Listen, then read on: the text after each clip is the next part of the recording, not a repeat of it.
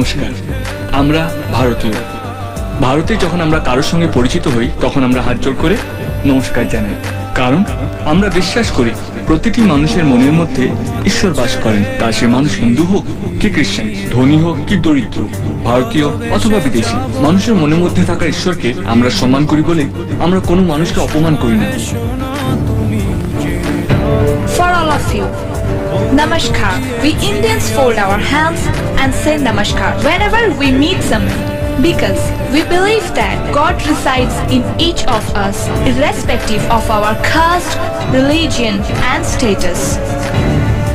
ভারতবর্ষ পৃথিবীর সব থেকে বড় গণতন্ত্র, ষষ্ঠ বৃহত্তম দেশ, পৃথিবীর প্রাচীনতম সভ্যতার মধ্যে একটি। India is the world's largest democracy, sixth largest country in the world, and is one of the most ancient civilization. Algebra, calculus আর ত্রিকোণমিতির জন্ম হয়েছে ভারতবর্ষে। দশমিকের ব্যবহার প্রথম প্রচলিত হয় ভারতবর্ষে। পৃথিবীর প্রথম বিশ্ববিদ্যালয় স্থাপিত হয়েছিল আমাদের দেশে, নাম তক্ষশিলা বিশ্ববিদ্যালয়। ডাক্তারির সব থেকে জটিল অংশ হলো সার্জারি, ওইটারও জন্ম হয়েছিল আমাদেরই দেশে। মার্শাল আর্ট, হ্যাঁ এমনকি আপনাদের প্রিয় দাবা খেলার জন্মও আমাদেরই দেশের মাটিতে। Algebra, calculus, trigonometry were born in India.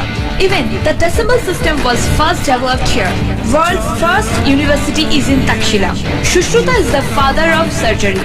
Ayurveda was born in India. The very popular game, chess and martial arts has their root in this soil. আপনারা যে ইংরেজি ভাষা নিয়ে এত গর্ব করেন, সেই ভাষার বহু শব্দ আমাদের প্রাচীন সংস্কৃত ভাষা থেকে নেওয়া। ভারতীয় রেল পরিষেবা পৃথিবীর সবচেয়ে বেশি কর্মসংস্থান করে থাকে। ভারতবর্ষ পৃথিবীর 90টি দেশে সফটওয়্যার রপ্তানি করে থাকে। ভারতবর্ষের সেনাবাহিনী পৃথিবীর তৃতীয় বৃহত্তম। তবু আমরা কোনো দেশকে আক্রমণ করিনি, তার কারণ এই দেশ মহাত্মা গান্ধী, রবীন্দ্রনাথের দেশ। এই দেশের শান্তির বাণী ছড়িয়ে পড়েছে সারা বিশ্বে।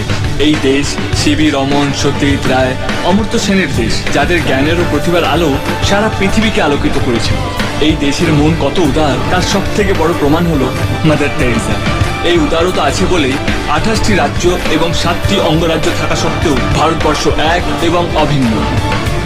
তাই আপনারা হাজার অপমান করলেও আমরা উদারভাবে আপনাদের বলতে পারি নমস্কার।